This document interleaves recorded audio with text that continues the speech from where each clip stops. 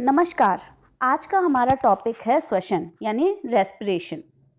Respiration प्रक्रिया को जानने के लिए सबसे पहले हमें दो प्रक्रियाओं के बारे में जानना होगा, यानी अंतःश्वसन और निःश्वसन। अंतःश्वसन क्या है कि वातावरण की ऑक्सीजन युक्त वायु को नाक से फेफड़े तक पहुंचाने की क्रिया को अंतःश्वसन कहते हैं। अंतः मतलब होता है अंदर, यानी इंस्पायरेशन। इसके विपरीत फेफड़ों की कार्बन डाइऑक्साइड युक्त वायु को नाक द्वारा शरीर से बाहर निकालने की क्रिया को उच्छ्वसन या निःश्वसन कहते हैं, यानी एक्सपायरेशन।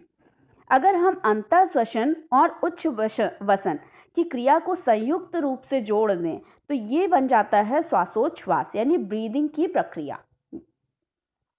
दरअसल श्वासोच्छ्वास श्वसन क्रिया का एक अंग है, पूरी श्वसन प्रक्रिया नहीं है। तो श्वसन प्रक्रिया जानने के लिए हमें अंतःश्वसन और निःश्वसन को जानना जरूरी है। आइए अब जानते हैं श्वसन प्रक्रिया के बारे में।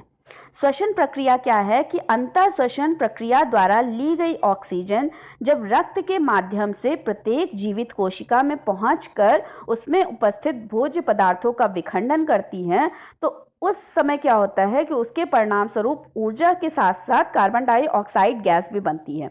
ये कार्बन डाइऑक्साइड गैस निःश्वसन प्रक्रिया के दौरान शरीर से बाहर निकल जाती है। तो यह जो संपूर्ण प्रक्रिया है यह श्वसन या रेस्पिरेशन कहलाती है। श्वसन प्रक्रिया के दौरान जो भोज्य पदार्थों का विखंडन होता है वो भोज्य पदार्थ ग्लूकोज के रूप में पाए जाते हैं, यानी C6H12 और O6। जब ये ऑक्सीजन के संपर्क में आते हैं यानी O2 के संपर्क में आते हैं तो कार्बन डाइऑक्साइड यानी CO2 और 38 ATP और जल मुक्त होता है। तो इस प्रकार से श्वसन की प्रक्रिया संपूर्ण होती है।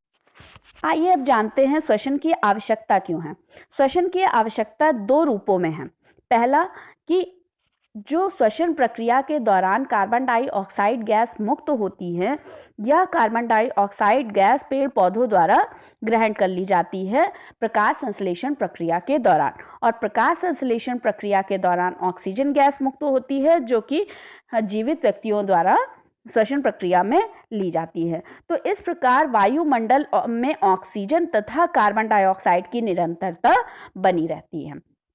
दूसरी बात यह है कि जो शरीर में सारी प्रक्रियाएं सुचारू रूप से होती हैं, इसके लिए ऊर्जा की आवश्यकता होती है, और ये ऊर्जा हमें किससे मिलती है? श्वसन प्रक्रिया के दौरान। क्योंकि हमने अभी पढ़ा है कि जो श्वसन प्रक्रिया होती है उसमें 38 ATP यानी एडिनोसिन ट्राइफॉस्फेट इस रूप में ऊर्जा मुक्त होती है, और ये ऊर्जा क्या होती है कि हमारे जितने भी क्रियाकलाप हमारे शरीर के अंदर होने होते हैं, मेटाबॉलिक एक्टिविटीज होनी होती हैं, वो इसी ऊर्जा के कारण होती हैं। आज हम लोगों ने श्वसन प्रक्रिया को समझने के लिए सबसे पहले अंतःश्वसन और निःश्वसन के बारे में जाना, फिर श्वसन क्या है इसके बारे में जाना, और श्वसन की आवश्यकता क्यों है ये जाना। धन्यवाद।